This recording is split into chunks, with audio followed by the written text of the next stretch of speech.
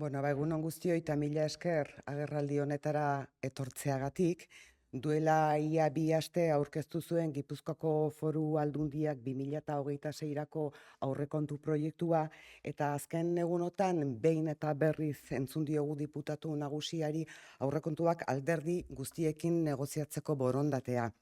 Baina esan dezagun argi, eta ez gaitezen inozentzia politikoan jauzi ez, horrek ez du zentzu handirik baldin eta ezpada zehazten zein bide egin nahi duen foru gobernuak, zein norabide izango duten aurrekontu horiek, edo bestela ezpada ahalbidetu nahi adesio bat eginak dauden eta aldaketarik onartzen ez duten proiektu baten aurrean. Ez da gauza bera Partido Popularrarekin akordio batetara iristea edo Euskal Herria Bildurekin bidea egitea, eta hori da ezer baino lehenago foru gobernu honek argitu behar duena. No es lo mismo llegar a acuerdos con el Partido Popular que recorrer el camino junto a Euskal Herria Bildu, representando a una amplísima mayoría de este territorio. Y esto es lo que antes de nada debe aclarar este gobierno, porque no sería la primera vez, ustedes lo saben perfectamente, que el Partido Nacionalista Vasco y el Partido Socialista se valen del apoyo de los populares. Ez dezagun ahaztu, Partido Popularraren babes aktiboa negoziatu zutela Eider Mendoza aldun nagusi izendatzeko, eta balekotzat jo zutela Partido Popularraren babesa aurtengo aurrekontua aurrera ateratzeko ere. Espainiako estatuko presidente autonomiko bat izendatzeko Voxekin negoziatzen ari den Partido Popularra da, edo Espainiako zenbait autonomia erkidegotan Voxekin gobernatzen duena, edo migrazioaren inguruan esaten dituena, edo krisi klimatikoaren aurrean egiten duen azterketa egiten duen Partido Popularrarekin, ezta? Beraz, haiekin negoziatuko duten eta haiekin negoziatzeari egoki irizten dioten esan beharko digute Eider Mendozak eta Jose Ignacio Asensiok.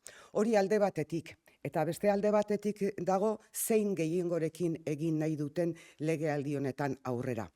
Akordio txiki eta partzialen bidea jarraitu nahi duten, ala herrialde honetako lehen indarrarekin, Euskal Herria Bildurekin, benetako akordio estrategikoak eraiki nahi dituzten.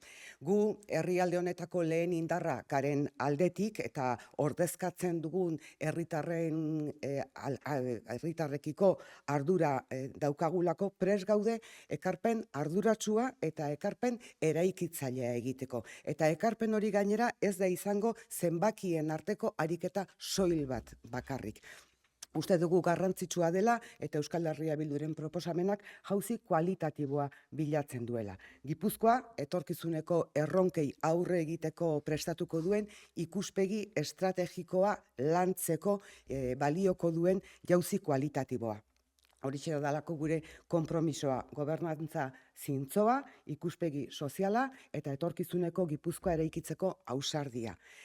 Politika orokorreko bilkuran adostutako mozioei begiratzen balin badiegu, badago oinarri bat bide horretan adostasunak eraikitzeko. Hori bada orube garrantzitsu bat, eta hala helarazi genion zuzenean, hain zuzen ere, Gipuzkoako gobernuari. Hor bazegoela negoziaketarako orube argi bat. Aurrekontua hobetzeko proposamena eramango dugu, nola nahi ere gaur arratsaldean izango dugun bilkurara, eta Zelai Amenabarro, Euskal Herria Bilduko politika instituzionaleko arduradunak eta Gipuzkoako batzar nagusietako mahaiko lehendakari ordeak gure proposamen horren ardatz nagusiak kontatuko dizkizue jarraian. Egunon guztioi. Jarraian beraz, gure proposamenean ezinbestekotzat jotzen ditugun puntuak zeintzuk diren azalduko dizuet. EH Bilduk 3 lehentasun nagusi eramango ditu 2026ko aurrekontuetarako. Zaintza, enpresa txiki eta ertainak eta euskara. Zaintza da lehentasun nagusietako bat. Izan ere, EH Bilduren helburua da Gipuzkoan zaintza sistema duin, publiko eta bidezkoa eraikitzea. Horretarako honako hau proposatzen dugu. Batetik, zaintza zerbitzuetan herritarrek egiten duten ordainketa murriztuz joatea, zaintza delako gaur egun herritarrek ordaintzen duten oinarrizko zerbitzu publiko bakarra, eta ezinbestekoa da hori murriztuz joatea, eta unibertsaltasunerako bidea zabaltzea. Horretarako, egun erabiltzen diren diru-sarrera mugak arinduta eta bide horri bat adostuta. Como decía, es imprescindible ir reduciendo el copago que a día de hoy se sigue pagando por un servicio como el de los cuidados y abrir el camino hacia la universalidad, flexibilizando los límites de ingresos actualmente vigentes y acordando una hoja de ruta para ello.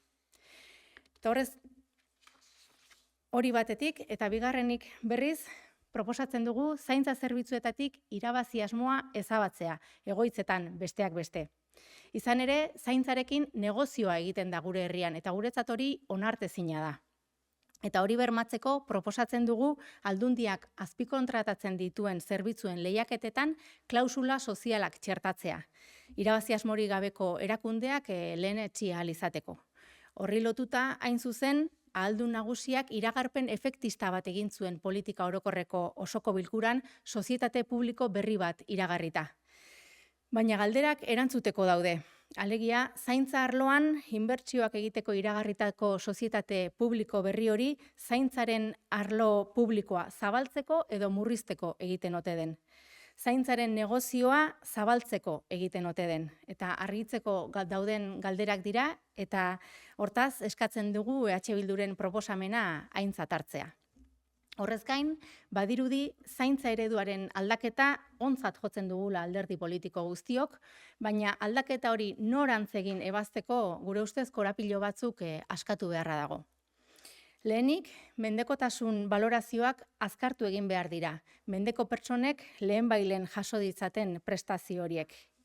Bigarrenik, errentaren arabera ezin da desberdintasunik egon. Ordaindu dezakeenak bermatuak ditu zaintza duinak, baina ordaindu ezin dutenek asko itxaron behar dute. Hirugarrenik, etxean edo etxean bezala zaintzea bada helburua, behin-behineko zaintzak ere bermatu egin behar dira. Laugarrenik, arloko lan baldintzak duindu egin behar dira, azpikontratazioa mugatuta eta lan baldintza homologatuak bermatuta. Eta bosgarrenik, etxeko zerbitzuari dagokionez, udalei finantzaketa bermatu egin behar zaie. Horretarako funts berezi bat sortuta, zerbitzu hori indartzeko eta unibertsaltasuneranzko trantsizioa bultzatzeko. Enpresa txiki eta ertainak dira hurrengo lehentasun nagusia, baita autonomoak ere. Izan ere, enpresa txiki eta ertainek osatzen dute oro har gure industria sarea. Gipuzkoako ehun ekonomikoaren ardatza dira eta estrategikoak gure lurraldearentzat. Erronka itzelak dituzte parez pare, eraldaketa digitalari erantzutea, klima larrialdiari aurre egitea, krisi ekosozialari eta deskarbonizazioari erantzutea, eta egungo ziurgabetasun egoera aintzat hartuta beraz, iruditzen zaigu akonpainamendu publikoa behar dutela eta hori bermatzea dagokigula. Horregatik, laguntza lerro berriak sortzea proposatzen du Euskal Herria Bilduk, bai eta bulego eta aholkularitza tekniko espezifikoa ere. La segunda de las prioridades pone el foco en las pequeñas y medianas empresas, así como en las y los autónomos. Son el eje del tejido económico de Guipúzcoa y teniendo en cuenta la actual situación de incertidumbre, es necesario garantizar un acompañamiento público. EH Bildu propone la creación de nuevas líneas de ayuda, así como asesoramiento específico. Eta euskara da hurrengo lehentasun nagusia. Euskal Herriko kaleetan entzuten den euskararen erdia baino gehiago Gipuzkoan ekoizten da. Horregatik, erantzukizun handia daukagu politika publiko eraginkor eta anbiziotsuak egiteko. Eta horretarako bi eremu garrantzitsu proposatu ditugu, aisialdia eta harrera. Aisialdiari dagokionez, belaunaldi berriek batez ere eremu informalean dituzte zailtasunak eta hori lantzeko esparru egokia iruditzen zaigu aisialdi antolatua. Haur eta gazteek euskara benetan erabili ahal izateko eremu egokiak izan ditzaten. Eta horretarako 0 eta 6 urte bitarteko aisialdi eskaintza guztiak euskaraz izan behar du. Eta harreri dagokionez, migrazio mugimenduen neurria ikaragarria da, eta halakoxea izango da etorkizunean ere. Gainera, euskararen indarberritze prozesuaren aurrerapenari begiratuta, umeak eta gazteak dira lehentasuna. Hor baitago arrakastarako aukerarik handiena. Horregatik, inoiz baino garrantzitsuagoa da etorri berri harrera egokia egitea. Eta beraz, euskara harrera hizkuntza gisa sendotzeko lurralde osoan harrera protokolo bateratuak lantzea proposatzen dugu.